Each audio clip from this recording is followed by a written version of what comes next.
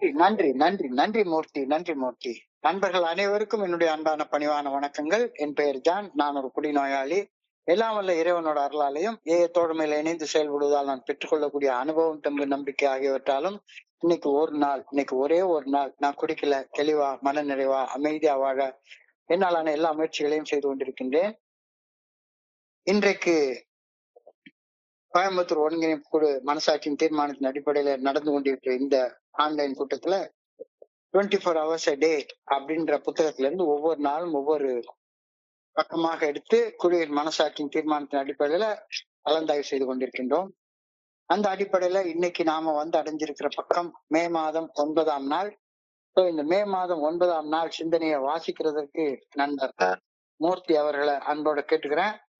24 hours day, 24 மணி துளிகள் ஒரு நாள். ஜூன் மாதம் 9ஆம் தேதி. ஏஏ தோழமையின் இன்றைய சிந்தனை. நாம் இறுதியாக அடிமட்டத்தை தொட்டுவிட்டோம். நம்மில் பலர் பொருளாதார அடிமட்டத்தை தொட்டனர். இந்த அடிமட்டம் குறித்து இப்பொழுது நாம் பேசவில்லை. நாம் ஆன்மீக வறுமை நிலை அடைந்து விட்டோம். நமக்கு ஒரு ஆன்மீக நோய் இருந்தது. நம் மேலும் நம் வாழ்க்கை மேலும் நமக்கு ஒரு வெறுப்பு இருந்தது.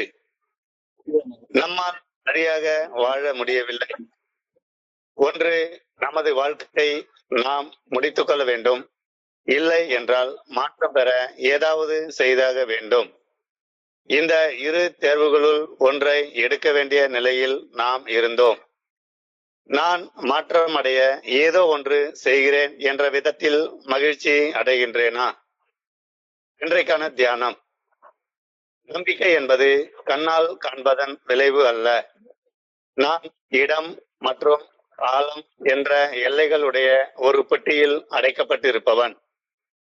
எல்லையற்ற பேரண்டத்தை என்னால் பார்க்க முடியாது. ஆனால் இறையருட் பேராற்றல் காலம் மற்றும் இடம் என்ற எல்லைகளுக்கு உட்பட்டது அல்ல. எல்லைகளுக்கு உட்பட்ட எனது மனதால் எல்லையற்ற எனது எல்லையற்ற இறை ஆற்றலை முழுமையாக காண முடியாது. ஆனால் எனது நோக்கத்திற்கும் இறையருட் பேராற்றலது நோக்கத்திற்கும் இடையே ஒரு ஒற்றுமையை கொண்டு வர நான் முயல வேண்டும். எனது விருப்பமும் இறையருட் பேராற்றலது விருப்பமும் ஒன்றாகும் போது இறுதி நோக்கத்தில் ஒற்றுமை விளைகிறது. இந்த இறுதி நோக்கத்தின் ஒற்றுமை நம்மை இறையருட் பேராற்றலுடனும் நம் சக மனிதர்களுடனும் ஒன்று பட வைக்கிறது. இறையருட் பேராற்றலிடம் இருந்து விரும்புவதால் தீமை விளைகிறது. இறையருட் பேராற்றலுடன் ஒன்று இருப்பதால் நன்மை விளைகிறது. இன்றைக்கான பிரார்த்தனை. இறையருட் பேராற்றலுடன் ஒன்றிருக்க வேண்டுமென வேண்டுகிறேன். இவ்வகிலத்தின் நன்மைக்காக பயணத்தின் போக்கில் நானும் இணைந்து பயணிக்க வேண்டுமென வேண்டுகிறேன். நன்றி சார். நன்றி சார். Welcome sir. நன்றி நன்றி நன்றி நன்றி நன்றி மூர்த்தி, நன்றி மூர்த்தி. நண்பர் மாரீஸ்வரன் நீங்க கொஞ்சம் போடுங்க. சரவணன் போட்டாரு. நண்பர் மாரீஸ்வரன் கேட்டுட்டு இருந்தீங்கன்னா கொஞ்சம் மியூட்ல போடுங்க ப்ளீஸ். ஒரு சவுண்ட் வந்துட்டே இருக்கு உங்க மைக்ல இருந்து. ப்ளீஸ் போடுங்க. மாரீஸ்வரன் கேக்குதா? நண்பர்கள் அனைவருக்கும் என்னுடைய அன்பான பணிவான வணக்கங்கள். என் பெயர் ஜான். நான் ஒரு குடிநோயாளி. எல்லாம் வல்ல இறைவனோட அருளாலையும் தோழமையில இணைந்து செயல்படுவதால் நான் பெற்றுக்கொள்ளக்கூடிய அனுபவம், தெம்பு, நம்பிக்கையாலையும் இன்னைக்கு ஒரே ஒரு நாள் நான் குடிக்கல, தெளிவா, மன நிறைவா, அமைதியா வாழ என்னாலான எல்லா முயற்சிகளையும் செய்து கொண்டிருக்கின்றேன். குடிநோயால பாதிக்கப்பட்டவன் நான். அது தோழமையில ஃபர்ஸ்ட் தெரிஞ்சுக்கிட்டது அதான். I am an alcoholic. நான் குடிநோயால பாதிக்கப்பட்டவன். குடிநோயால பாதிக்கப்பட்டு நான் என்னுடைய வாழ்க்கையில ஒரு ராக் பாட்டத்தை, ஒரு அடிமட்டத்தை, ஒரு அகல பாதாளத்தை நான் தொட்டு விட்டேன் என்று ஒப்புக்கொள்ளாத எந்த மனிதனும் தன்னை ஒரு குடிநோயாளி அப்படின்னு ஒப்புக்கொள்றது முடியவே முடியாது. இப்படி ஒரு கருத்தை சொல்லுது. நான் அடிமட்டத்தை தொட்டுட்டேன் அப்படின்றத ஒப்புக்கொள்ளாத எவருமே தன்னை ஒரு குடிநோயாளி அப்படின்னு ஒப்புக்கொள்ள மாட்டாங்க அப்படின்ற ஒரு கருத்தை நம்முடைய சிந்தனைக்கு சொல்றாங்க. குடி நோயால அடிமட்டத்தை தொட்டு நின்றதை முழு மனதோடு முழுமையாக ஒப்புக்கொள்ளாமல் ஏஐ தோழமை பரிந்துரைக்கக்கூடிய 12 படிகள் அடங்கிய மீட்படையும் செயல் திட்டத்தின முதல் படியில அடி எடுத்து வைக்க முடியாது. முதல் படியில ஏறலைன்னா அடுத்தடுத்த படிகள்ல ஏறவும் முடியாது அப்படின்ற கருத்தையும் நான் தெரிஞ்சுக்கிறேன். முதல் படியில செயல்படுவதற்கு ஒரு குடிநோயாளி தான் குடிநோயால அடிமட்டத்தை தொட்டிருக்க வேண்டும் என்பதை ஒப்புக்கொண்டாக வேண்டும் அப்படின்னு வலியுறுத்தி ஏஐ தோழமை நமக்கு சொல்லுது. நான் எல்லாத்தையும் இழந்துட்டேன், அடிமட்டத்தை தொட்டுட்டேன், இதுக்கு மேல இழக்கிறதுக்கு எனக்கு ஒண்ணு இல்லை அப்படின்ற ஒரு ஒப்புக்கொள்தல் கண்டிப்பாக வேணும். ஆனா அடிமட்டம்னா என்ன அப்படின்ற டெபினேஷனை, அடிமட்டம்னா என்ன அப்படின்ற வரையறைய, குடிநோயின் அடிமட்டம் இதுதான் அப்படின்னு வரையறுத்து எந்த ஒரு நிலைமையும் ஏஐ தோழமை சொல்லல. நான் அடிமட்டத்தை தொட்டுட்டேன்னு ஒத்துக்கணும்னு சொல்லுதே ஒழிஞ்சு இதுதான் அடிமட்டம் அப்படின்னு எந்த ஒரு நிலையையும் குறிப்பிட்டு ஏஐ தோழமை சொல்லவே இல்லை. ஒவ்வொரு குடிநோயாளியும் அவங்களது அடிமட்டத்தை அவங்களே நிர்ணயம் செய்து கொள்ளக்கூடிய சுதந்திரத்தை ஏஐ தோழமை நமக்கு வழங்குகின்றது. எது அடிமட்டம்னு கிடையாது. உன் அடிமட்டத்தை நீயே பிக்ஸ் பண்ணிக்கோ அப்படின்னு ஏஐ ஃபெலோஷிப் சொல்லுது. பிக் பில்ல ஒரு கதை படிக்கிறோம். ஒரு நண்பர் வாழ்க்கையில முதல் முறையா ஒரே ஒரு பாட்டில் பியர் குடிக்கிறாரு. ஒரே ஒரு முறை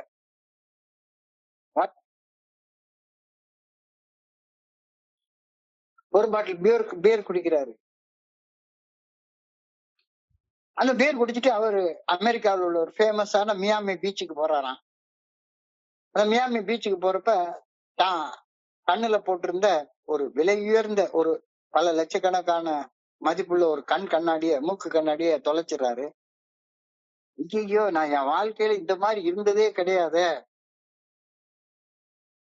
அப்படின்னு சொல்லி நினைச்சு தன்னை ஒரு குடிநோயாளி அப்படின்னு ஒப்புக்கொண்டு, அதுதான் மூக்கு கண்ணாடியை தொலைச்ச நிகழ்வை தன்னுடைய அடிமட்டமாக அவரு ஒப்புக்கொண்டு குடிக்கிறத விட்டுட்டு ஏஐ தோழமையில இணைந்து ஏஐ தோழமை பரிந்துரைக்கக்கூடிய 12 படிகள் அடங்கிய மீட்படையும் செயல் திட்டத்தை வாழ்க்கையாக வாழ்ந்து ஆன்மீக விழிப்புணர்வு நிலைய அடைஞ்சு பல நூத்துக்கணக்கான மக்களை அவர் ஸ்பான்சர் பண்ணி ஏஐக்கு பணி செய்திருக்கிறார் அப்படின்ற ஒரு அனுபவ பகிர்வை நம்ம படிக்கிறோம். ஒரே ஒரு பீர் தான் குடிச்சிருக்கிறாரு, ஒரே ஒரு பீர் தான் வாழ்க்கையிலே குடிச்சிருக்கிறாரு. ஆனா அது தன்னை அடிமட்டத்துக்கு கொண்டு போயிடுச்சுது அப்படின்னு ஒப்புக்கொள்றாரு. சோ ஏஐ தோழமையில யாரு வேணாலும் அடிமட்டத்தை தொட்டதாக ஒப்புக்கொண்டா இந்த 12 படிகள்ல வேலை செய்யலாம். தன்னை ஒரு குடிநோயாளி என்று ஒப்புக்கொள்ளணும்னா தான் அடிமட்டத்தை தொட்டு விட்டேன்னு நம்ம ஒப்புக்கொள்ளணும். என்னுடைய ஸ்பான்சர் சிரிச்சுட்டே சொல்லுவாரு, ஒருத்தர் வெறுமன மூக்கு கண்ணாடியை தொலைச்சது அடிமட்டத்தை தொலைச்சதுன்னு ஒத்துக்கிட்டாரு. ஆனா இங்க பணத்தை தொலைச்சது, வேலையை தொலைச்சது, பொண்டாட்டியை தொலைச்சது, மரியாதையை தொலைச்சது, மானத்தை தொலைச்சது, எல்லாத்தையும் தொலைச்சதுக்கு அப்புறமாவும் தான் ஒரு குடிநோயாளி என்று ஒப்புக்கொள்ளாத மனிதர்கள் இருக்காங்க. காரணம் என்னன்னா, இன்னமும் நான் அடிமட்டத்தை தொட்டுட்டேன் அப்படின்றத அவங்க ஒப்புக்கொள்ளவில்லை. ஒவ்வொரு குடிநோயாளியும் அவரவரது அடிமட்டத்தை அவரவரே நிர்ணயம் செய்து கொள்ளக்கூடிய சுதந்திரத்தை ஏஐ தோழமை தனி நபர்களுக்கு வழங்குகின்றது. என்னை விட தாழ்ந்த அடிமட்டத்தை தொட்டதாக ஒரு பகிர கேட்டால் நான் என்ன நினைக்கணும்? நான் இன்னும் அந்த அடிமட்டத்துக்கு போகல அப்படின்னு நினைச்சிட்டு நான் இன்னும் போய் குடிக்கலாம்னு நினைச்சேன்னா தப்பாய் போயிடும். இறையர்கள் மட்டும் இல்லாது இருந்திருந்தால், but for the grace of God, நானும் அந்த அடிமட்ட நிலையை போய் தொட்டிருப்பேன் அப்படின்னு ஏஐ தோழமை என்கிட்ட சொல்லுது, சிந்திக்க வைக்குது. என் சக மனிதர் அனுபவித்ததாக கூறும் அடிமட்ட நிலையை நான் இன்னும் தொடவில்லை என்றால் சாஷ்டாங்கமாக கடவுளுடைய பாதத்துல விழுந்து நன்றி சொல்லு. மேலும் ஒரு கோப்ப மது அந்த நண்பர் சந்தித்ததாக பகிர்ந்து கொண்ட அடிமட்டத்தை ஒன்னையே சந்திக்க வைக்க வாய்ப்பு இருக்கு. as it அப்படின்ற ஸ்லோகன் ஏஐ தோழமையை நம்ம கிட்ட வலியுறுத்தி சொல்லுது. ஒரு காலத்துல என்னையா ஸ்லோகன் இது as it அப்படின்னு சொல்லி அந்த ஸ்லோகன் இதுவரையிலும் அப்படின்ற இது என்ன அர்த்தம்? இந்த ஸ்லோகன்னா இதுவரையிலும் உன் சக நண்பர் பார்த்த ஒரு அடிமட்டத்தை நீ பார்க்கலன்னா கடவுளுக்கு நன்றி சொல்லிட்டு குடிக்காம இரு. இன்னும் ஒரு கோப்பமாவது உன்னைய அந்த நண்பர் பகிர்ந்து கொண்டு அடிமட்டத்தை பார்க்க வச்சாலும் வைக்கும் அப்படின்னு சொல்லி என்னுடைய குருஜி ஒரு நகைச்சுவையான ஒரு கதையை சொல்லுவார். ஒரு பாலும் கிணறு இருந்துச்சு. அந்த பாலும் கிணறுல 30 படி இருக்குது. நான் மேல இருந்து கீழே இறங்கி படிப்படியா 15 படி கீழே இறங்கிட்டேன். என்னடா இது, ஒவ்வொரு படியா கீழே இறங்கி போயிட்டு இருக்கோமே அப்படின்னு நினைச்சிட்டு இருக்க நேரத்துல 30 படி கீழே இறங்கி போன ஒரு மனுஷன் மேல ஏறி வந்துட்டு இருக்கான். இப்ப 15 படி கீழே இறங்கின நானும் 30 படி கீழே இறங்கிட்டு மேல ஏறி வந்துட்டு இருக்க ஒரு நண்பரும் 15வது படியில சந்திச்சுக்கிறோம். அப்ப அந்த நண்பர் சொல்றாரு, கீழே போகாதப்பா, அங்க ஒண்ணுமே இல்ல, மூச்சு முட்டிட்டு வருது, செத்து போய் பொழைச்சு நான் மேல வந்திருக்கேன், இப்படியே மேல ஏறி போயிரு அப்படின்னு சொல்லி என்கிட்ட சொல்றாரு. நான் உடனே அந்த ஆள்கிட்ட, யோ பெருசு, நீ மட்டும் கீழே போய் பார்த்துட்டு வந்த, நானும் பார்த்து வரேன், அப்போயா மட்டும் உன் வேலையை பார்த்துட்டு போ அப்படின்னு சொன்னேன்னா, நான் இன்னும் அடிமட்டத்தை தொட்டுட்டேன்னு ஒத்துக்கல. 15வது படி இறங்கிட்டேன். நான் இருந்த நிலையில இருந்து பல படிகள் கீழே இறங்கி வந்திருக்கேன். ஆனா இன்னமும் வேற சிலர் பார்க்காத அடிமட்டங்களை நான் பார்க்கல அப்படின்னு அடிமட்டத்தை நான் நிர்ணயம் செய்து கொள்ளாம இருந்தா மேலும் மேலும் கீழே இறங்கிட்டே இருப்பேன். ஸோ அடிமட்டத்தை உயர்த்தி நிர்ணயம் செய்து கொள்ளக்கூடிய ஒரு வாய்ப்பை ஏஏ தோழமை எனக்கு வழங்குது. இதுதான் இன்னைக்கு சிந்தனையுடைய முதல் வரியாக கொடுக்கப்பட்டிருக்கிறது. We finally came to the bottom. நாம் இறுதியாக அடிமட்டத்தை தொட்டு நின்றதை ஒப்புக்கொண்டோம். இதுதான் இன்னைக்கு சிந்தனையுடைய முதல் வரி. Hitting bottom. ஹிட்டிங் பாட்டம் அப்படின்னா என்ன? Hitting bottom is the lowest point in a person's life or a situation characterized by extreme despair, failure or loss when things cannot get any more worse. அடிமட்டத்தை தொட்டுதல் என்றால் அகல பாதாளத்தை அடைதல், கீழே இறங்கிட்டோன்றது. நான் என்னுடைய ஒரு தனி மனிதனாக என்னுடைய வாழ்க்கையிலயோ அல்லது என்னுடைய சூழ்நிலையிலயோ ஏற்படக்கூடிய மிக தாழ்வான நிலையாகும். அந்த நிலை என்னை விரக்தியில, தோல்வியில, இழப்புல கொண்டாந்து விடுது. இல்ல இன்னும் இழக்கிறதுக்கு இன்னும் கொஞ்சம் இருக்கு அப்படின்னு நான் நினைச்சேன்னா மேல ஏறி வர முடியாது. இதை விட மோசமான நிலைய நான் இனிமே அடைய முடியாது என்பதை ஒரு மனிதன் ஒப்புக்கொள்ளும் போது மட்டும்தான் அந்த மனிதன் அடிமட்டத்தை தொட்டு விட்டதை ஒப்புக்கொள்கின்றான்.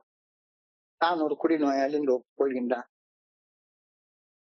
அடிமட்டத்தை தொட்டதை ஒப்புக்கொள்வது ஒரு ஆழமான மாற்றத்தை என்னுடைய வாழ்க்கையில கொண்டு வருவதற்காகத்தான் நான் அதை ஒப்புக்கொள்றேன்.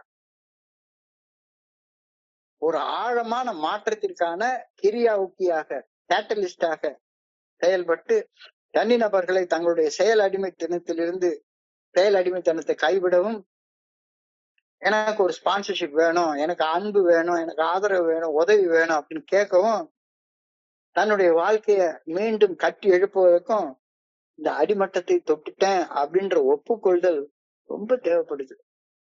இல்ல இன்னும் நான் தொடரல, இன்னும் கொஞ்சம் முயற்சி பண்ணி பார்ப்பேன், இன்னும் ஒரு பாட்டில் அடிச்சு பார்ப்பேன், இன்னும் ட்ரை பண்ணி பார்ப்பேன் அப்படின்னா பில்டபிள்யூ அதுதான் சொல்றாரு, 1 more attempt and 1 more failure. மீண்டும் மீண்டும் முயன்றோம், மீண்டும் மீண்டும் தோற்றோம், மீண்டும் மீண்டும் முயன்றோம், மீண்டும் மீண்டும் தோற்றோம். இப்போ அடிமட்டத்தை தொட்டுட்டோன்ற வரைக்கும் நீ பாட்டுக்கு முயற்சி பண்ணிட்டே இருப்ப.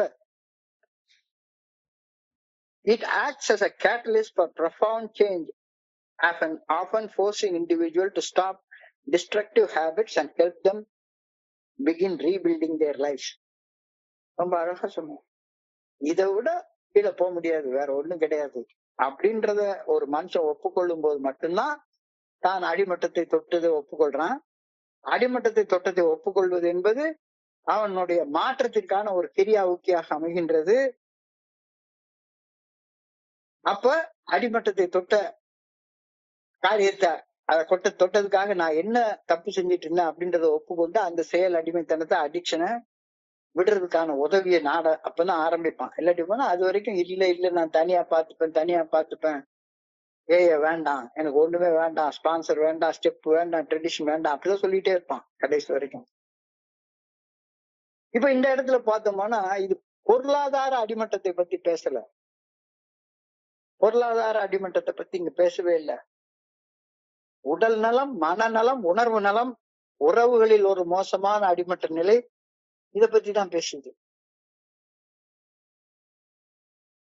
அடிமட்டத்தை தொட்டு ஆன்மாவை உறுத்தினாலும் மனநிலை மாற்றத்தை கட்டாயப்படுத்துறதுக்காக அடிமட்டத்தை தொடுதல் என்பது ஒரு நிலையான நிலையாக கூறப்படவில்லை.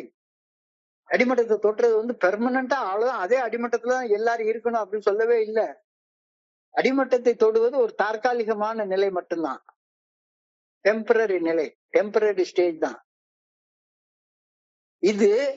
அடிமட்டத்தை தொட்டுட்டேன் அப்படின்றத ஒப்புக்கொள்றப்ப ஒரு தனி மனிதன் தன்னுடைய வாழ்க்கையை சீரமைத்துக் கொள்ள இறையாறு பேராற்றலுடைய எச்சரிக்கை மணி அப்படின்னு சொல்லுது. தப்பு தப்பா செஞ்சுட்டே இருக்க, நீ இருக்கிற நிலையில இருந்து கீழே போயிட்டு இருக்க, கீழே போயிட்டு இருக்க, கீழே போயிட்டு இருக்க, கீழே போயிட்டு இருக்க, ஆனா ஒத்துக்கவே மாட்டேங்கிறிய. நான் கீழே போயிட்டேன் அப்படின்றத ஒத்துக்கவே மாட்டேங்கிறிய. சோ அடிமட்டத்தை தொடுதல் என்பது பெர்மனன்ட் எல்லாம் கிடையாது. ஆனா அடிமட்டத்தை தொட்டுறதுக்காக உள்ள செயல் அடிமைத்தனத்தை, அந்த அடிக்டிவான செயலை திரும்ப திரும்ப செஞ்சுட்டே இருந்தேன்னா மேலும் மேலும் கீழே போயிட்டே இருப்ப. அப்போ உன்னுடைய அடிமட்டத்தை தொடுறத ஒப்புக்கொள்றதுங்கிறது இறையர் பேராற்றல் உனக்கு கொடுக்குற ஒரு வாய்ப்பு, மேல எழும்புறதுக்கு. ஒரு மனிதன் அடிமட்டத்தை தொட்டதை ஒப்புக்கொள்வதற்கு பொருளாதாரத்துல மிகவும் நொடிந்து போயிருக்க வேணும்னு அவசியம் கிடையாது. கடைசியில ஒண்ணுமே இல்ல, பைசாவே இல்ல அப்படின்னு இருக்கிற நிலையிலதான் நீ அடிமட்டத்தை தொட்டதை ஒப்புக்கொள்ளணும்ன்ற அவசியம் கிடையாது. நான் மேல உள்ள ஷேரிங்ல, பிக் புக்ல உள்ள ஒரு ஷேரிங்ல சொன்ன மாதிரி, ஒருத்தன் வெறும் ஒரு பீர் குடிச்சிட்டு ஒப்புக்கொண்டிருக்கான் அடிமட்டத்தை தொட்டிருக்கேன்னு. பில்டப்ல எழுதுறாரு, நாங்க ஆரம்பத்துல உள்ள 100 குடிநோயாளிகள் டவுசர் கிழிஞ்ச சூழ்நிலையில தான் வந்து சேர்ந்தோம். ஆனா வர வர வர வீட்டுல 2 கேரேஜ்ல 2 கார் இருக்கிற சூழ்நிலையிலேயே கூட ஒருத்தன் ஒப்புக்கொண்டு மேலும் இழப்புகளை தவிர்க்கிறதுக்கு வாய்ப்பாக அமைச்சு கொள்ள முடியும். அப்ப என்ன சொல்லணும், குடி என்னைய நான் இருக்கிற நிலையில இருந்து கீழே கொண்டு வந்துருச்சு அப்படின்றத ஒப்புக்கொண்டா போதும். எவ்வளவு கீழே போனன்றது பிரச்சனை கிடையாது. ஆனா குடி என்னைய இருக்கிற நிலையில இருந்து கீழே கொண்டு போச்சுது அப்படின்னு ஒப்புக்கொண்டா போதும். ஆனால் நம்ம ஊர்ல பார்த்த பெரும்பாலானோர் தோழமையில பொருளாதார அடிமட்டத்தை பார்த்ததுக்கு அப்புறமா தான் நான் அடிமட்டத்தை தொட்டதை ஒப்புக்கொள்வேன். கையில ஒரு 100 ரூபா இருந்தா போதும், அந்த 100 ரூபா இருக்கிறப்பையும் குடிச்சிட்டு அதையும் இழந்துட்டு தான் நான் அடிமட்டத்தை தொட்டதை ஒப்புக்கொள்வேன். 100 ரூபாய் இல்லைன்னா கூட பரவாயில்ல, ஒரு 1000 ரூபாய் கடன் தர்றதுக்கு எவனாச்சும் ஒருத்தர் இருந்தான்னா அவங்ககிட்ட கடனை வாங்கி குடிச்சுட்டு அந்த கடனை குடிக்க முடியாம அவங்ககிட்ட இருந்து 4 கெட்ட வார்த்தையில திட்டு வாங்கிட்டு அதுக்கப்புறம் தான் அடிமட்டத்தை தொட்டதா ஒத்துக்கொள்ளணும் அப்படின்ற தேவை கிடையாது. பொருளாதார அடிமட்டத்தை தொட்டதை பத்தி இங்க பேசல. We did not have to be financially broke, although many of us are. நம்மள பெரும்பாலோர் பினான்சியல் ராக் பாட்டத்தையும் பார்த்துட்டு தான் வர்றாங்க. ஆனா அடிமட்டத்தை தொடுவது அப்படின்றது பினான்சியல் பாட்டத்தை சொல்லல. உன்னுடைய உடல் நலத்துல, உன்னுடைய மன நலத்துல, உன்னுடைய உணர்வு நலத்துல நீ அடிமட்டத்தை தொட்டதை ஒப்புக்கொண்டா போதும். அப்ப இந்த இடத்துல ஆன்மீக வெறுமை நிலையில் இருப்பதையே அடிமட்ட நிலையில் இருப்பது என தோழமை கூறுகின்றது. இது இன்னைக்கு சிந்தனையோட 2வது வரி. We were spiritually bankrupt. நாங்கள் ஒரு ஆன்மீக வெறுமை நிலையில இருந்தோம். இது அது இருந்து புது புது வார்த்தையா சொல்லிட்டு அலையறாங்க. இதென்ன ஆன்மீக வெறுமை நிலை? புரியாத வார்த்தையெல்லாம் பேசிட்டே இருக்காங்க. ஆன்மீகம்னாலே என்னன்னு தெரியல, இதுல ஆன்மீக வெறுமை நிலை வேற, இது என்ன வார்த்தை சொல்றீங்க அப்படின்னு எனக்கு சந்தேகம் வருது. ஸ்பிரிச்சுவல் பேங்க்ரப்ட் ஸ்டேட் அப்படின்னா என்ன அப்படின்னு என்னுடைய குருஜிட்ட கேட்கிறேன். என்னுடைய குருஜிட்ட கேட்ட உடனே அவர் எப்பவும் போல நான் ஒரு கேள்வி கேட்டா அவர் என்கிட்ட திருப்பி ஒரு கேள்வி கேட்பாரு. அவர் என்கிட்ட திருப்பி கேட்ட கேள்வி, உலகத்திலேயே நீ மிகவும் அன்பு செய்யற, மிகவும் நம்பிக்கை வைக்கிற ஒரு நபர் யாருன்னு சொல்லு அப்படின்னு சொல்லி கேட்டார். உலகத்திலேயே நீ ரொம்ப அன்பு வைக்கிற, ரொம்ப நம்பக்கூடிய ஒரு மனுஷன் யாரு, ஒரு ஜீவன் யாரு அப்படின்னு கேட்டா எனக்கு திடீர்னு கொஞ்ச நேரத்துல டக்குன்னு கேட்ட உடனே பதில் சொல்ல என்னன்னு பதில் சொல்ல தெரியல. உடனே ஏதோ சொல்லணுமே அப்படின்ற காரணத்துக்காக அவர்கிட்ட சொல்றேன், எங்க அம்மா, என்னுடைய மனைவி, என் பிள்ளை அப்படின்னு ஒரு பதில சொல்றேன். அப்ப அவரு சிரிச்சுக்கிட்டே திருப்பி கேட்டாரு, நீ சொன்னது உண்மைன்னா நீ அவ்வளவாக அன்பு செய்யற ஒரு நபர் மன நோகிற அளவுக்கு ஏதாச்சும் ஒரு செயலை செய்வியா? அவ்வளவு அதிகமா அன்பு செய்யற உங்க அம்மா அன்பு செய்யற அப்படின்னு சொன்னேன். அப்ப அவங்க மரண நாள்ல நீ எப்படா, அவங்க ஒரு இடத்துல பொணமா படுத்து கிடக்குறாங்க, நீ என்ன இடத்துல பொணம் போல எப்படி புடிச்சிட்டு படுத்து கிடந்திருக்க முடியும்? அவங்க மேல அவ்வளவு நம்பிக்கை வச்சிருக்க அப்படின்னு சொன்னா, அவங்க மேலேயே சத்தியம் பண்ணிட்டு அந்த சத்தியத்தை உடைச்சிட்டு நம்பிக்கை துரோகத்தை உன்னால எப்படி பண்ண முடியும்? அந்த சத்தியத்தை எப்படி மீற முடியும் அப்படின்ற ஒரு கேள்வி கேட்டாரு. என்னால பதிலே சொல்ல முடியல. அப்பதான் உலகத்துல எல்லாத்தையும் விட எனக்கு குடிதான் பெருசா இருந்திருக்கு அப்படின்ற அந்த கருத்தை புரிய ஆரம்பிச்சுது. இந்த உலகத்துல நான் ஆழமாக அன்பு செய்ய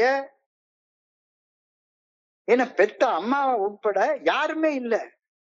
ஆனா இந்த உலகம் முழுமையும் நான் வெறுக்கிறேன், உலகம் முழுமையும் என்ன வெறுத்துட்டு இருக்கு. ஏன்? எல்லாத்துக்கும் மேல நான் குடியை கொண்டு போய் வச்சிருக்கேன். அடிமட்டத்துக்கு மேல அடிமட்டம், வெறுமை நிலைக்கு வந்துட்டேன். உலகத்துல அன்பு செய்யறதற்கு ஒரு ஆள் கூட இல்ல, என்னை அன்பு செய்ய ஒரு ஆள் கூட இல்ல. உலகத்துல நான் நம்புறதுக்கு ஒரு ஆள் கூட இல்ல, என்னைய நம்புறதுக்கு ஒரு ஜீவன் இல்ல. இந்த நிலைக்கு பேர் என்ன? உன்னால யாரையும் அன்பு செய்ய முடியல, யாரும் உன்னைய அன்பு செய்யல, உன்னால யாரையும் நம்ப முடியல, எவரும் உன்னைய நம்பல. இந்த நிலைமைக்கு வந்துட்ட. அன்பு செய்ய ஒரு ஜீவன் இல்ல, நம்புறதுக்கு ஒரு ஜீவன் இல்ல, அந்த நிலையில வாழ்ந்துட்டு இருக்க. இந்த நிலைய என்ன நிலைன்னு நீ சொல்றது? இந்த நிலையத்தான் ஆன்மீக வெறுமை நிலைன்னு சொல்றாங்க, ஸ்பிரிச்சுவல் பேங்க்ரப்ட் ஸ்டேட்னு சொல்றாங்க. அடிமட்ட நிலை, அகல பாதாள நிலை, ராக் பாட்டம் அப்படின்னு தோழமை சொல்லுது. ஒருத்தர் கூட கிடையாது நட்பாக பழக, அன்பாக பழக ஒருத்தர் கூட கிடையாது. எல்லாம் தெரிச்சு ஓடி போயிட்டாங்க. இல்ல என்னை அன்பு செய்யறாங்க, ஆனா அவங்க அன்புக்கு துரோகம் பண்ணிக்கிட்டே இருக்கிறேன் தொடர்ச்சியாக. எல்லாரும் என்னை நம்பிக்கை வச்சு என்னென்னமோ செஞ்சு பாக்குறாங்க. ஒருத்தர் மேல கூட என்னை நம்புற அளவுக்கு நான் செயல்படவே இல்லை. இதத்தான் ஆன்மீக அடிமட்ட நிலை, ஸ்பிரிச்சுவல் பேங்க்ரப்ட் ஸ்டேட் அப்படின்னு தோழமை இன்னைக்கு சிந்தனையில சொல்லுது. நெருப்புல சாணியை கலந்து மூஞ்சில அடிச்ச மாதிரி இருக்கு ஃபீல்டு. ஆனாலும் கழுத அரசியல்ல இதெல்லாம் சகஜமப்பா, குடிநோயாளியுடைய வாழ்க்கையில இந்த மாதிரியா கேக்குறதெல்லாம் சகஜமப்பா. இன்னொன்று என்ன வந்துட்டா போய் குடிச்சிடுறதுதான். அதுக்கப்புறமா இது எல்லாரும் சொல்லத்தான் செய்வாங்க. இது என்ன பேங்க்ரப்ட் ஸ்டேட் ஆச்சும் நிலைனாலும் I had a soul sickness, a revulsion against myself and against my living. The soul sickness, a revulsion against myself and against my way of living. எனக்கு ஒரு ஆன்மீக நோய் இருக்கு. நான் உலகத்துல உள்ள வேற யாரையும் வெறுக்கல, என்ன நானே வெறுக்கிறேன். எனக்கு குடிக்க பிடிக்கல, ஆனா என்னால குடியில இருந்து விலகி இருக்க முடியல. நான் வாழ்ற விதத்தை வெறுக்கிறேன், ஆனா அந்த வாழ்க்கையில இருந்து வெளியே வர முடியல. நான் வாழ்ற விதத்தை வெறுக்கிறதுனால இந்த உலகத்தையே வெறுக்கிறேன். என் பெத்த அம்மாவே வெறுக்கிறேன், என் கூட படுத்த பொண்டாட்டியவே வெறுக்கிறேன். என்னால அன்பு செய்ய முடியல. ஏன்னா எல்லாத்தையும் விட குடி வெறி நாளைக்கு மேல போயிருக்கு. இப்போ அடிமட்டத்தை நான் தொட்டுட்டேன் அப்படின்னா ஆன்மீக வெறுமை நிலையில நான் இருக்கிறேன் அப்படின்ற உண்மையை உணர்ந்து ஒப்புக்கொள்வதுதான் அடிமட்டத்தை தொட்டுட்டேன் அப்படின்றத ஒப்புக்கொள்றது அப்படின்ற சிந்தனை இன்னைக்கு கொடுக்கப்பட்டிருக்கிறது. நான் ஆன்மீக வெறுமை நிலையில் இருக்கின்றேன் என்ற உண்மையை உணர்ந்து ஒப்புக்கொள்வது ஆன்மீக வளங்களை நான் கண்டறிவதற்காக ஒரு முன் நிபந்தனையாக தோழமை கூறுகிறது. எனக்குள்ளார ஆன்மீக வளங்கள் இருக்கு, ஆன்மீக செல்வங்கள் இருக்கு. அந்த ஆன்மீக வளங்கள் செல்வங்களை நான் கண்டடையணும் அப்படின்னா நான் என்னுடைய குடியால அந்த செல்வங்களை எல்லாம் தொலைச்சிட்டு அடிமட்ட நிலையில யார் மேலயும் அன்பு செய்ய முடியாம, யாராலும் அன்பு செய்யப்பட முடியாம, யாரையும் நம்ப முடியாம, யாராலும் நம்பப்பட முடியாத நிலையில நான் இருந்துட்டு இருக்கேன். சோ இந்த நிலைமையை ஒத்துக்கணும். இந்த நிலைமையை ஒத்துக்க என்னால முடியல. ஒத்துக்கிறதுக்கு தடையாக இருக்கிறது என்னது? என்னுடைய அகங்காரம், தற்பெருமை, ஈகோ. அதுதான் காரணம். அதை தவிர வேற என்ன காரணம் இருக்க முடியும்? சோ அடிமட்டத்தை தொட்டுட்டேன்னு ஒப்புக்கொள்றதை என்னுடைய ஈகோ ஒத்துக்கவே மாட்டேங்குது. தோத்து போயிட்டேன் அப்படின்னு சொல்றதை ஒப்புக்கொள்ள என்னுடைய ஈகோ ஒத்துக்கவே மாட்டேங்குது. என்னுடைய கர்வத்தை உணர்ந்து உண்மையான பணிவை எனக்குள்ளார கொண்டு வர முடியவே இல்லை. ஆனா ஒப்புக்கொண்டாதான் உனக்குள்ளார அகங்காரம் போகும், பணிவு வரும். வாழவே முடியாதுன்னு தோன்றப்ப தோழமை எனக்கு ஏன் அப்படி வாழ முடியாம தோணுது அப்படின்னு சிந்திச்சு பார்க்க சொல்லுது. சிந்திச்சு பாக்குறப்ப எனக்கு ஒரு உண்மை உணரப்படுகிறது. நான் அடிமட்டத்தை தொட்டு விட்டதை ஒப்புக்கொள்ளவே இல்லை. நான் ஆன்மீக வெறுமை நிலையில இருந்தேன்றதை ஒப்புக்கொள்ளவே இல்லை.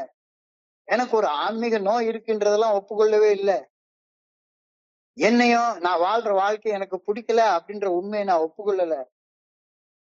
உலகத்துக்கு வேற ஒரு முகத்தை காட்டிக்கிட்டே இருக்கிறேன். So I had to end it all.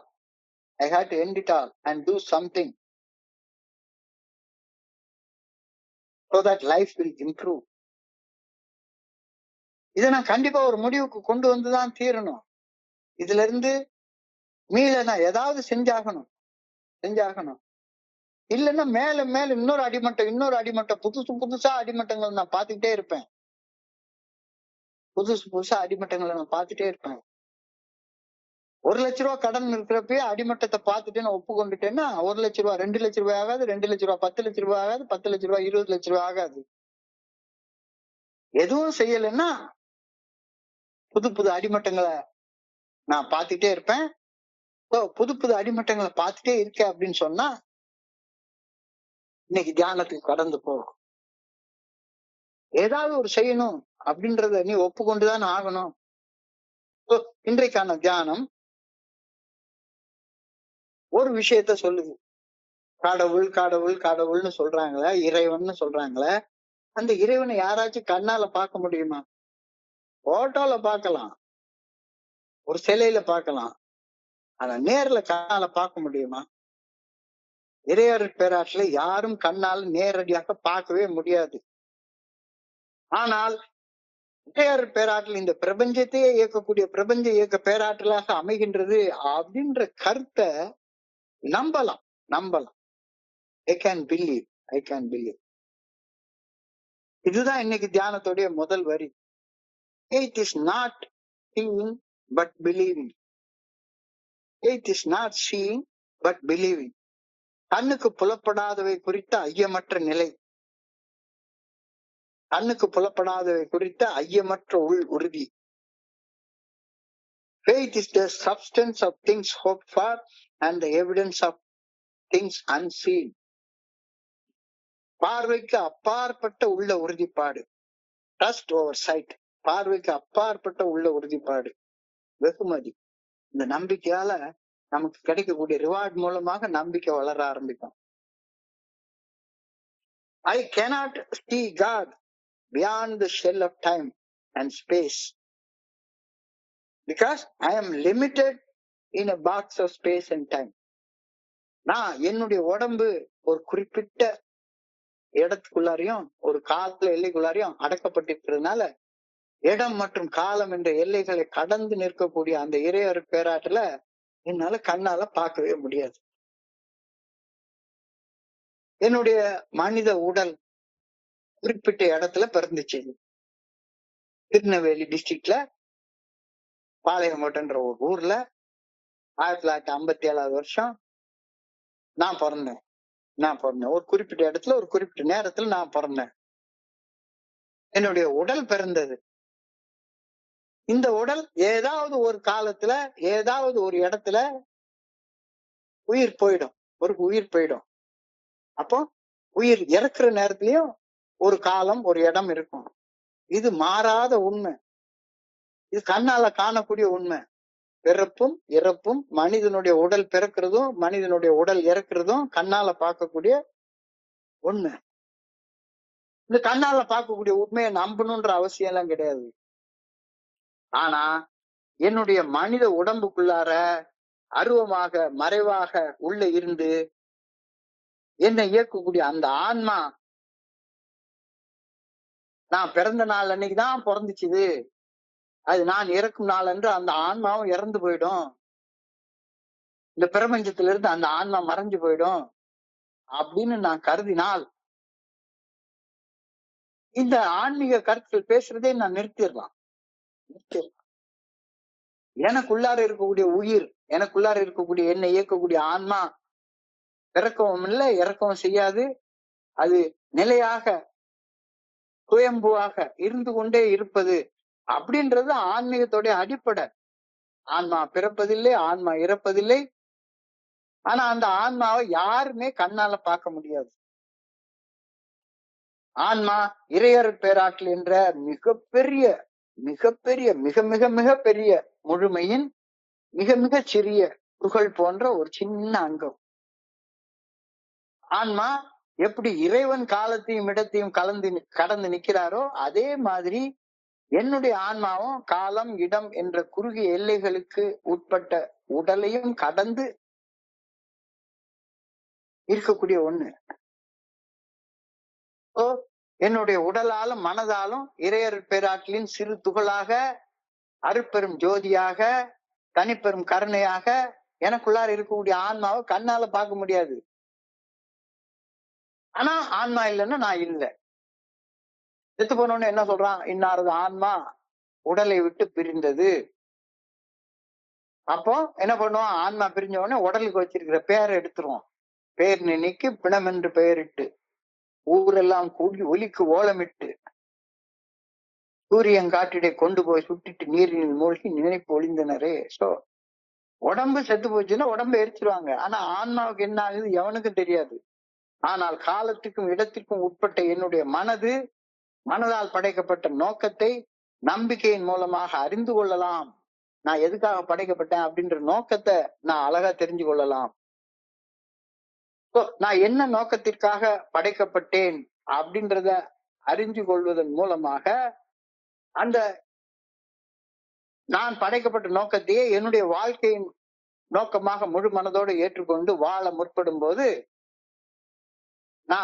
என்னுடைய நோக்கமும் நான் படைக்கப்பட்ட நோக்கமும் ரெண்டு இல்லாம ஒன்னா மாறிடுது.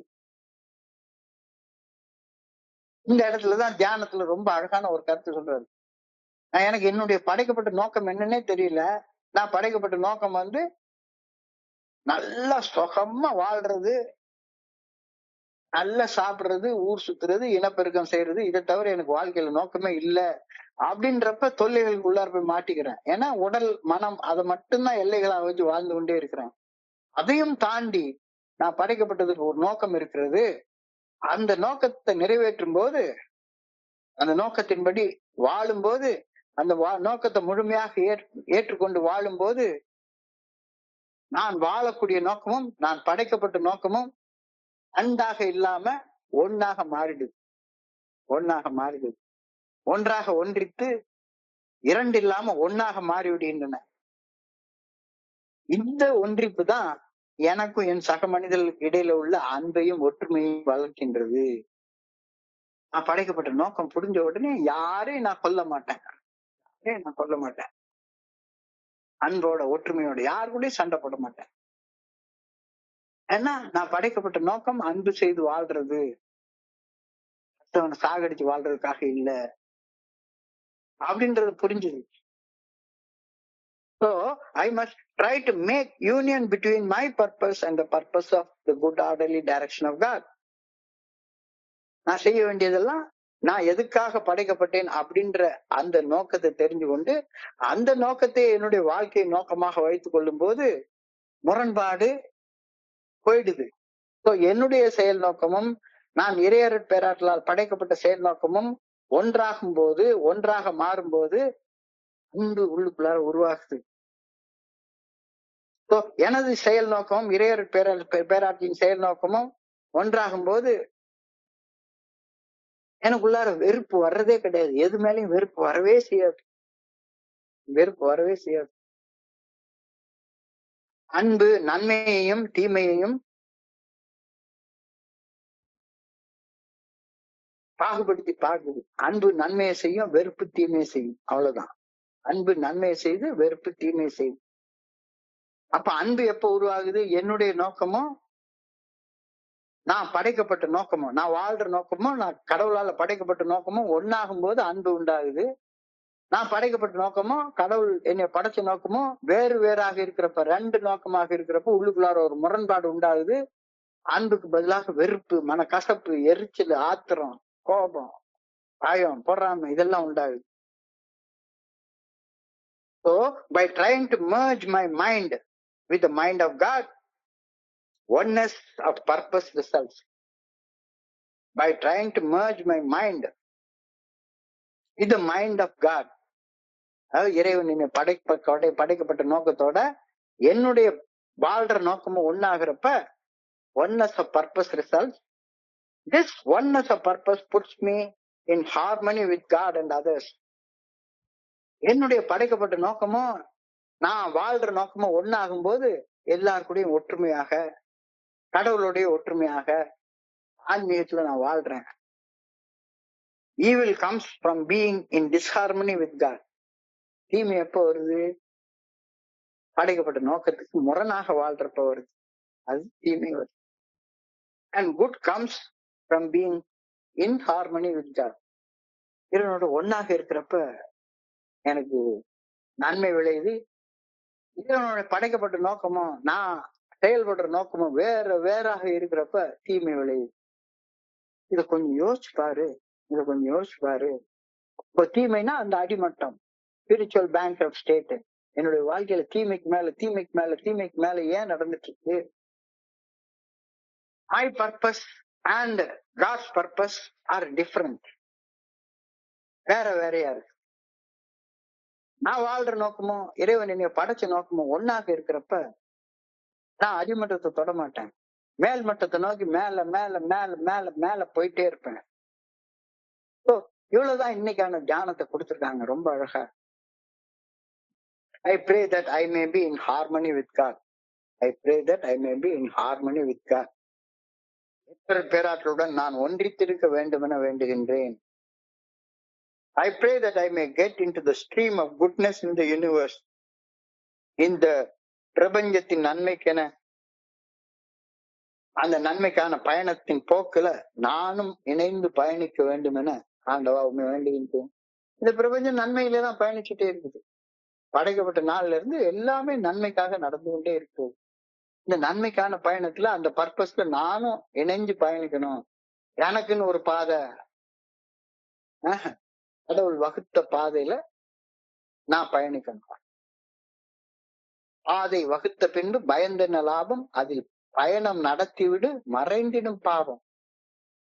வகுத்து வச்ச பாதையில நடக்காது இருக்கிறது தானே பாவம். ஆனா எனக்குள்ளார கேள்வியா வந்துட்டே இருக்குது. கேள்வி நாயகனே, இந்த கேள்விக்கு பதிலே இதையா. இல்லாத மேடை ஒன்றில் எழுதாத நாடகத்தை நீ பாட்டுக்கு நடிச்சுக்கிட்டே இருக்கிற. காலை எழுந்தவுடன் நாளைய கேள்வி, அது கையில் கிடைத்த பின்பும் துடிக்குது ஆவி. எனக்கு என்ன அப்படின்னு கேக்குறப்ப அடிமட்டத்துக்கு மேல அடிமட்டத்தை தொட்டுட்டே இருக்கிறேன். கடவுள் வகுத்து வச்ச பாதையில நடக்காம நான் எனக்குன்னு ஒரு பாதையை வகுத்து கொண்டு அதுல நடக்கிறப்ப அடிமட்டத்துக்கு மேல அடிமட்டத்தை தொட்டுக்கிட்டே போறேன். தாங்க முடியாத வலி வேதனை அனுபவிக்கிறேன். பாதை வகுத்த பின்பு பயந்தென்ன லாபம், அதில் பயணம் நடத்தி விடு. ஒரு பாவமும் கிடையாது, ஒரு சாபமும் கிடையாது. பாவமும் சாபமும் இறைவனுடைய பர்பஸை மீறி நடக்கிறதுனால மட்டும்தான்.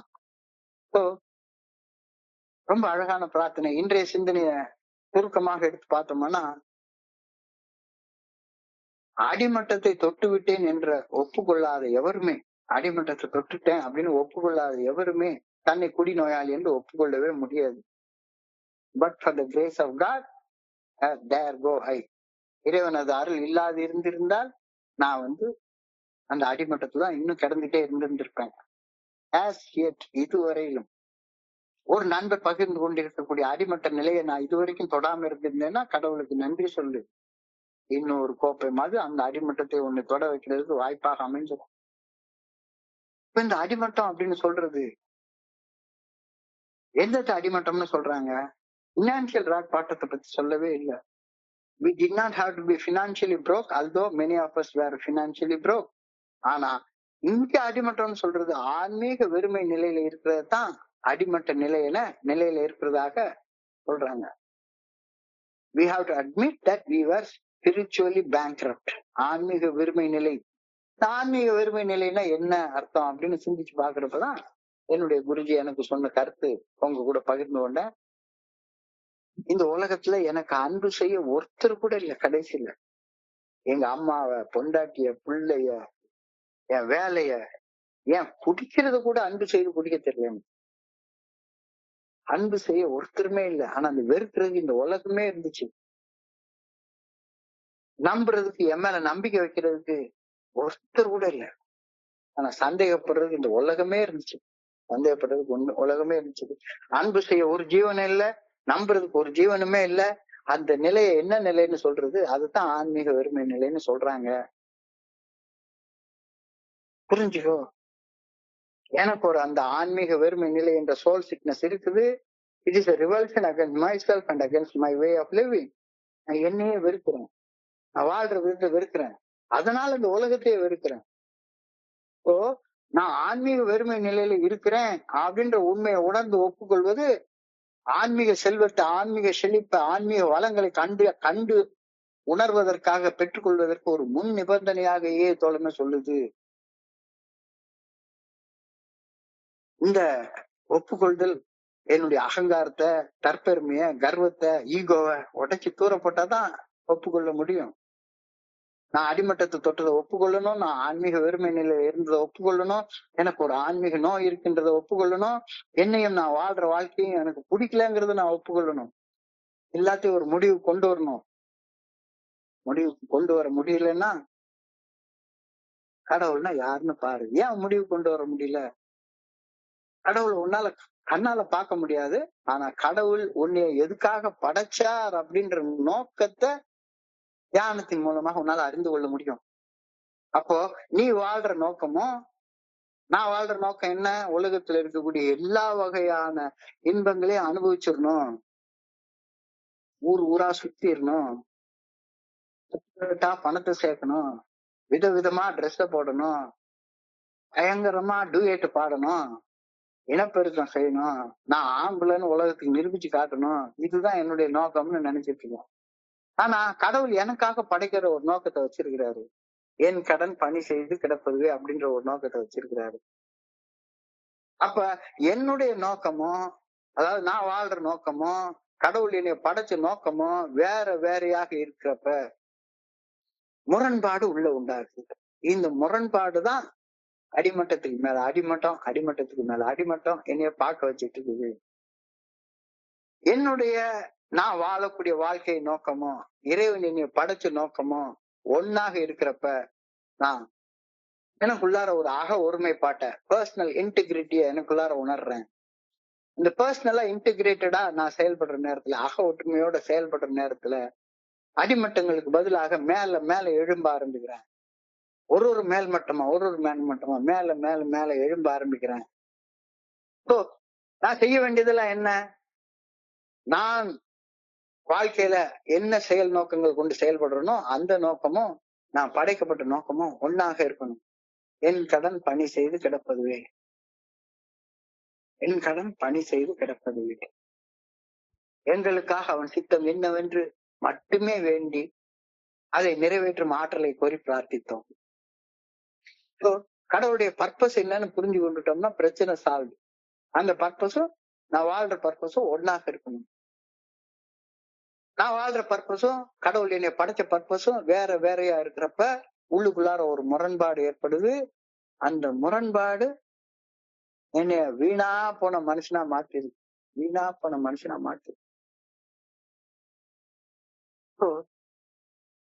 இது ரொம்ப ஒரு ஆழமான சிந்தனையாக எனக்கு கொடுக்கப்பட்டிருக்கிறது.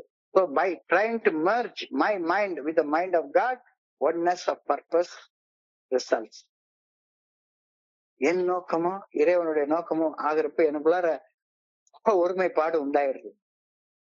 Oneness of purpose result. This oneness of purpose puts me in harmony with God. That means in harmony with people living around me. என்னை சுற்றி வாழக்கூடிய மனிதர்களுக்கு பணி செய்து கிடக்கிறது தான் என்னுடைய பர்பஸ்ன்றது புரியுது. So evil comes from being in disharmony with the purpose of God. இறைவனுடைய படைக்கப்பட்ட நோக்கத்திற்கு எதிராக என் வாழ்வின் செயல் நோக்கங்கள் இருக்கிற நேரத்துல எனக்குள்ளார சிதைவு ஏற்படுது, அகச்சிதைவு. என்னுடைய படைக்கப்பட்ட நோக்கமும் நான் வாழ்ற நோக்கமும் ஒன்னாக இருக்கிறப்ப அக ஒற்றுமை உண்டாகுது. அக ஒற்றுமை நன்மையை விளைவிக்குது, அக வேறுபாடு தீமையை விளைவிக்குது. அவ்வளவுதான். ஸோ எனக்குள்ளார அக ஒற்றுமை வேணும்னு தான் ஆண்டவன்ட்ட வேண்டணும். I pray that I may be in harmony with the good orderly direction of God. இறையருள் பேராற்றல் நல்ல ஒழுங்கான வழிகாட்டுதலுடன் நான் ஒன்றித்து இருக்க வேண்டும் என ஆண்டவா உண்மை பணியோட கேட்டுக்கிறேன். I pray that I may get into the stream of goodness in the universe. யூனிவர்ஸே ஒரு நன்மையான பர்பஸ்க்காக தான் இயங்கிட்டு இருக்குது. அந்த நன்மையோட சேர்ந்து நானும் ஒன்னஸ் ஆஃப் பர்பஸோட இயங்கணும் அப்படின்னு ஆண்டவா உண்மை பணியோட கேட்டுக்கொள்வேன் அப்படின்னு இன்னைக்கு பிரேயர் சொல்லுது. ஸோ இன்றைய பகுதியை படிக்கிறப்ப என் மனதை கடந்து சென்ற சிந்தனைகளை உங்க கூட பகிர்ந்து கொள்ள இந்த அற்புதமான வாய்ப்பை உருவாக்கி கொடுத்த இந்த குழுவிற்கு என்னுடைய மிக பணிவான நன்றிகளை தெரிவித்துக் கொள்றேன். இதுவரைக்கும் பொறுமையாக கேட்ட ஒவ்வொரு நண்பருக்கும் என்னுடைய பணிவான நன்றிகள். இந்த இரவு பொழுது நண்பர்களுக்கு இனிமையான இரவாக அமைய இறைவன் பணியோட வேண்டிக் கொள்கின்றேன். நன்றி. வாழ்க வையகம், வாழ்க வளமுடன். Thank you so much.